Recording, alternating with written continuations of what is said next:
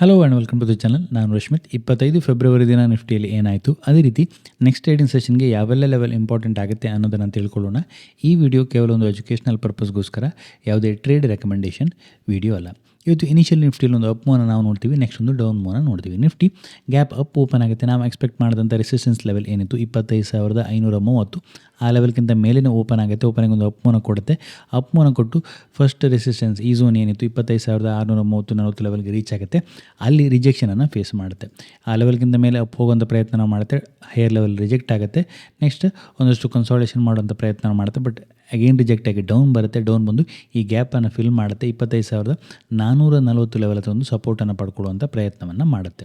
So ಆ ಲೆವೆಲಲ್ಲಿ ಬಂದು ಕ್ಲೋಸಿಂಗನ್ನು ಕೊಡುತ್ತೆ. ಇಲ್ಲಿ ಗ್ಯಾಪ್ ಹತ್ರ ಒಂದು ಕನ್ಸಾಲಿಡೇಷನ್ ಮೂವ್ನ ಮಾಡಿಕೊಂಡು ಬಂದು ಕ್ಲೋಸಿಂಗನ್ನು ಕೊಟ್ಟಿದೆ. ಹಾಗಿದ್ರೆ ನೆಕ್ಸ್ಟ್ ಟ್ರೇಡಿಂಗ್ ಸೆಷನ್ಗೆ ಯಾವೆಲ್ಲ ಲೆವೆಲ್ ಇಂಪಾರ್ಟೆಂಟ್ ಆಗುತ್ತೆ? ಇವತ್ತು ಅಗೇನ್ ಮೆಟಲ್ ಸೆಕ್ಟರಿಂದ ಸ್ಟ್ರಾಂಗ್ ಆದ ಪಾಸಿಟಿವ್ ಮೂವ್ನ ನಾವು ನೋಡ್ತೀವಿ. 2.7% ಅಪ್ ಮೂವ್ನ ಕೊಡುತ್ತೆ. Pharma 1.85%, auto 1.85%, health care 1.6%. ಇವತ್ತು IT ಅಪ್ ಮೂವ್ನ ಕೊಡ್ತು, 1.6% ಅಪ್ ಮೂವ್ನ ಕೊಡ್ತು. ಮೀಡಿಯಾ, ಪ್ರೈವೇಟ್ ಬ್ಯಾಂಕ್ ಇವೆಲ್ಲೂ ಅಪ್ ಮೂವ್ನ ಕೊಟ್ಕೊಂಡು ಕ್ಲೋಸಿಂಗನ್ನು ಕೊಟ್ಟು, ಹಾಗೆ PSU ಬ್ಯಾಂಕಲ್ಲಿ ಒಂದಷ್ಟು ನೆಗೆಟಿವ್ ಮೂವ್ನ ನಾವು ನೋಡ್ತೀವಿ. ಆಲ್ಮೋಸ್ಟ್ 0.4% ಡೌನ್ ಮೂವ್ನ ಕೊಡುತ್ತೆ. FMCG ಕೂಡ ಡೌನ್ ಮೂವ್ನ ಕೊಡ್ತು. ರಿಯಾಲಿಟಿ ಡೌನ್ ಇತ್ತು. ನಿಫ್ಟಿ ಬ್ಯಾಂಕ್ ಫ್ಲ್ಯಾಟಲ್ಲಿ ಕ್ಲೋಸಿಂಗನ್ನು ಕೊಡ್ತು. ಅಡ್ವಾನ್ಸ್ ಡಿಕ್ಲೈನ್ ರೇಷಿಯೋವನ್ನು ನೋಡಿದರೆ ನಿಫ್ಟಿ 50ಯಲ್ಲಿ 37 ಸ್ಟಾಕ್ಗಳು ಪಾಸಿಟಿವಲ್ಲಿದ್ದರೆ 13 ಸ್ಟಾಕ್ಗಳು ನೆಗೆಟಿವಲ್ಲಿದ್ದು, ನಿಫ್ಟಿ 500ಅಲ್ಲಿ 312 ಸ್ಟಾಕ್ಗಳು ಪಾಸಿಟಿವಲ್ಲಿದ್ದರೆ 185 ಸ್ಟಾಕ್ಗಳು ನೆಗೆಟಿವಲ್ಲಿ ಕ್ಲೋಸಿಂಗನ್ನು ಕೊಟ್ಟು. ನಿಫ್ಟಿಯ ಡೈಲಿ ಚಾರ್ಟನ್ನು ನಾವು ಅಬ್ಸರ್ವ್ ಮಾಡೋದರೆ, ನಿಫ್ಟಿಯ ಡೈಲಿ ಚಾರ್ಟ್ ಇವತ್ತೊಂದು ಆಲ್ಮೋಸ್ಟ್ ಇನ್ಸೈಡ್ ಕ್ಯಾಂಡಲನ್ನು ಕ್ರಿಯೇಟ್ ಮಾಡ್ತು ಅಂತ ಹೇಳ್ಬೋದು.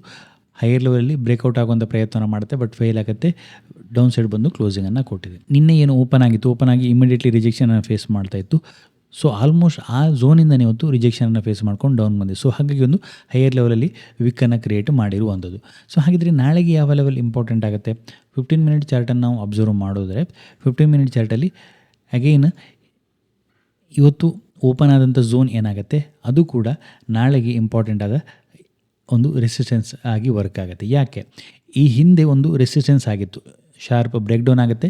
ಬುಲ್ಸ್ಗಳಲ್ಲಿ ಪ್ರೈಸನ್ನು ಅಪ್ ಸೈಡ್ ಪುಷ್ ಮಾಡಲಿಕ್ಕೆ ಒಂದು ಅಟೆಂಪ್ಟನ್ನು ಮಾಡ್ತಾರೆ, ಬಟ್ ಅಗೇನ್ ಸೆಲ್ಲರ್ ಸ್ಟ್ರಾಂಗ್ ಆಗಿ ಪ್ರೈಸನ್ನು ಡೌನ್ ಸೈಡ್ ಪುಷ್ ಮಾಡ್ತಾರೆ. ಇವತ್ತು ಎಕ್ಸಾಕ್ಟ್ಲಿ ಈ ಝೋನಲ್ಲಿ ಓಪನ್ ಆಗುತ್ತೆ. ಓಪನ್ ಆದಂದರೆ ಸ್ಟ್ರಾಂಗ್ ಆಗಿ ಅಪ್ ಹೋಗುತ್ತೆ. ಸೆಲ್ಲರ್ಗಳು ಫೈಲ್ ಆಗ್ತಾರೆ ಪ್ರೈಸನ್ನು ಡೌನ್ ಸೈಡ್ ಪುಷ್ ಮಾಡಲಿಕ್ಕೆ, ಬಯರ್ಗಳೇ ಪ್ರೈಸನ್ನು ಅಪ್ ಸೈಡ್ ಪುಷ್ ಮಾಡ್ತಾರೆ. ಬಟ್ ಅಗೇನ್ ಇಲ್ಲಿ ಸೆಲ್ಲರ್ಗಳು ಫೈಲ್ ಆಗ್ತಾರೆ, ಡೌನ್ ಬರುತ್ತೆ. ಡೌನ್ ಬಂದು ಇಲ್ಲೊಂದು ಶಾರ್ಪ್ ರೆಡ್ ಕ್ಯಾಂಡಲ್ ನಾವು ನೋಡ್ಬೋದು. ಇಲ್ಲಿಂದ ಸ್ಟ್ರಾಂಗ್ ಆಗಿ ಪ್ರೈಸ್ ಡೌನ್ ಬರುತ್ತೆ. ಈ ಸಪೋರ್ಟ್ ಏನಿತ್ತು, ಮಾರ್ನಿಂಗ್ ಬಂದಂಥ ಬಯರ್ಗಳು ಇಲ್ಲಿ ಕಂಪ್ಲೀಟ್ಲಿ ಫೇಲ್ ಆಗ್ತಾರೆ, ಅಥವಾ ಅವರು ಅಗೇನ್ ಇಲ್ಲಿ ಸಪೋರ್ಟನ್ನು ಕೊಡಲಿಕ್ಕೆ ಇಷ್ಟಪಡೋದಿಲ್ಲ, ಅವರು ಬಿಟ್ಕೊಡ್ತಾರೆ, ಪ್ರೈಸ್ ಡೌನ್ ಬರುತ್ತೆ. ಸೊ ಹಾಗಾಗಿ in case again positive move ಬರಬೇಕು ಅಂತ ಹೇಳಿದರೆ, ನಾಳೆ ಪ್ರೈಸ್ 25,530 ಲೆವೆಲ್ಗಿಂತ ಮೇಲಿನ ಸಸ್ಟೈನ್ ಆಗಬೇಕಾಗತ್ತೆ. ಆಗ ಈ ಝೋನಲ್ಲಿ ಬಂದಂಥ ಸೆಲ್ಲರ್ಗಳು ಅಗೇನ್ ತನ್ನ ಪೊಸಿಷನ್ನ ರಿವರ್ಸ್ ಮಾಡ್ಕೊಳ್ಬೋದು. ಸೊ ಹಾಗಾಗಿ ಪ್ರೈಸ್ ಒಂದು ಅಪ್ ಮೂವ್ನ ಕೊಡುವಂಥ ಪ್ರಯತ್ನ ಮಾಡುತ್ತೆ. ಅಗೇನ್ 25,650 ಲೆವೆಲ್ ಏನಾಗುತ್ತೆ, ಇವತ್ತಿನ ಹೈ ಝೋನ್ ಏನಾಗುತ್ತೆ, ಈ ಝೋನ್ ನಮಗೆ ನಾಳೆಗೆ ಒಂದು ರೆಸಿಸ್ಟೆನ್ಸ್ ಆಗುತ್ತೆ, ನೆಕ್ಸ್ಟ್ ರೆಸಿಸ್ಟೆನ್ಸ್ ಆಗುತ್ತೆ. ಅದನ್ನು ಕ್ರಾಸ್ ಮಾಡ್ತು ಅಂತೇಳಿ ಅಗೇನ್ ಅಪ್ ಮೂವ್ನ ಕಂಟಿನ್ಯೂ ಮಾಡ್ಬೋದು. ಅದೇ ರೀತಿ ಲೋವರ್ ಲೆವೆಲಲ್ಲಿ ಇಂಪಾರ್ಟೆಂಟ್ ಇರುವಂಥದ್ದು 25,350 ಝೋನ್ ಆಗುತ್ತೆ. ಇವತ್ತಿಲ್ಲಿ ಗ್ಯಾಪನ್ನು ಫಿಲ್ ಮಾಡುತ್ತೆ, ಇಲ್ಲಿ ಕನ್ಸಾಲಿಡೇಷನನ್ನು ಮಾಡ್ತಾ ಇತ್ತು. ಸೊ ನಾಳೆ ಫ್ಲ್ಯಾಟ್ ಓಪನ್ ಆಗುತ್ತೆ, ಓಪನ್ ಆಗಿ ಡೌನ್ ಬಂದು ಅಗೇನ್ ಈ ಲೋವನ್ನು ಬ್ರೇಕ್ ಮಾಡ್ತು ಅಂತೇಳಿ ಅಗೇನ್ ತನ್ನ ಡೌನ್ ಮೂವ್ನ ಕಂಟಿನ್ಯೂ ಮಾಡುತ್ತೆ. As of now structure still ಒಂದು ಲೋವರ್ ಹೈಯಲ್ಲೇ ಇರುವಂಥದ್ದು. ಸೊ ಇಲ್ಲೊಂದು ಹೈ ಇದೆ, ಇಲ್ಲೊಂದು ಹೈ ಇದೆ, ಇಲ್ಲೊಂದು ಹೈ ಇದೆ. ಇವತ್ತು ಇಲ್ಲೊಂದು ಹೈಯನ್ನು ಕ್ರಿಯೇಟ್ ಮಾಡುತ್ತೆ, ಅಗೇನ್ ಡೌನ್ ಬಂದಿದೆ. ಸೊ ಹಾಗಾಗಿ ಇನ್ ಕೇಸ್ ಅಪ್ ಮೂವ್ನ ಕೊಟ್ಕೊಂಡು ಈ ಸ್ವಿಂಗನ್ನು ಬ್ರೇಕ್ ಮಾಡ್ತು ಅಂತ ಹೇಳಿದರೆ ಮಾತ್ರ ಅದು ಪಾಸಿಟಿವ್ ಆಗುತ್ತೆ. ಸೊ ಹಾಗಾಗಿ ಇನ್ ಕೇಸ್ ಈ 25,530 ಲೆವೆಲ್ಗಿಂತ ಮೇಲೇ ಸಸ್ಟೈನ್ ಆಗ್ತಾ ಇತ್ತು ಅಂತ ಹೇಳಿದರೆ ಪಾಸಿಟಿವ್ ಮೂವ್ನ ನಾವು ನಾಳೆ ಟ್ರೇಡಿಂಗ್ ಸೆಷನಲ್ಲಿ ಎಕ್ಸ್ಪೆಕ್ಟ್ ಮಾಡ್ಬೋದು. ಓಪನ್ ಇಂಟ್ರೆಸ್ಟನ್ನು ಅಬ್ಸರ್ವ್ ಮಾಡೋದರೆ ಇವತ್ತು 25,600 ಹೈಯೆಸ್ಟ್ ಅಡಿಷನ್ ಆಯಿತು ಅಂತ ಹೇಳ್ಬೋದು. ಸೊ ಹಾಗಾಗಿ ಅಲ್ಲಿ ಸ್ಟ್ರಾಂಗ್ ಆದ ಓಪನ್ ಇಂಟ್ರೆಸ್ಟ್ ಇರುವಂಥದ್ದು. 500 ಕೂಡ ಒಂದಷ್ಟು ಓಪನ್ ಇಂಟ್ರೆಸ್ಟ್ ಇದೆ. 530ಕ್ಕಿಂತ ಮೇಲೇ ಸಸ್ಟೈನ್ ಆಗ್ತಾ ಇತ್ತು ಅಂತ ಹೇಳಿದ್ರೆ 500 ಕವರಿಂಗ್ ಬರುತ್ತೆ. ಆಗ ಒಂದು ಮೊಮೆಂಟಮನ್ನು ನಾವು ಹೈಯರ್ ಲೆವೆಲಲ್ಲಿ ನೋಡುವಂಥ ಸಾಧ್ಯತೆ ಇದೆ. 500 ಒಂದಷ್ಟು ಪುಟ್ಟಲ್ಲಿ ರೇಟಿಂಗ್ ಇದೆ. ಲೋವರ್ ಲೆವೆಲಲ್ಲಿ ಬ್ರೇಕ್ ಡೌನನ್ನು ಮಾಡ್ತು ಅಂತ ಹೇಳಿದ್ರೆ ಈ ಪುಟ್ಟಲ್ಲಿ ಕವರಿಂಗ್ ಬರುತ್ತೆ. ಆಗ ಒಂದಷ್ಟು ಡೌನ್ ಸೈಡ್ ಮೂವನ್ನು ನಾವು ನೋಡುವಂಥ ಸಾಧ್ಯತೆ ಇದೆ. ಹಾಗೆ ಸೆನ್ಸೆಕ್ಸನ್ನು ನೋಡೋದಾದರೆ, ಸೆನ್ಸೆಕ್ಸಲ್ಲಿ ನಾಳೆ ಎಕ್ಸ್ಪೈರಿ ಇರುವಂಥದ್ದು.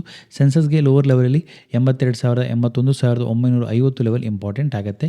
ಈ ಹಿಂದೆ ಇಲ್ಲಿಂದ ಒಂದು ರಿವರ್ಸಲ್ನ ಮಾಡುವಂಥ ಪ್ರಯತ್ನ ಮಾಡಿತ್ತು. ಸೊ ಫ್ಲ್ಯಾಟ್ ಓಪನ್ ಆಗಿ ಡೌನ್ ಬಂದು ಈ ಝೋನನ್ನು ಬ್ರೇಕ್ ಮಾಡ್ತು ಅಂತೇಳಿ ಅದು ನೆಗೆಟಿವ್ ಆಗುತ್ತೆ. ಅದೇ ರೀತಿ 82,500 ಝೋನ್ ಏನಾಗುತ್ತೆ, ಅದು ಇಂಪಾರ್ಟೆಂಟ್ ಆದ ರೆಸಿಸ್ಟೆನ್ಸ್ ಆಗುತ್ತೆ, ಫಸ್ಟ್ ರೆಸಿಸ್ಟೆನ್ಸ್ ಆಗುತ್ತೆ.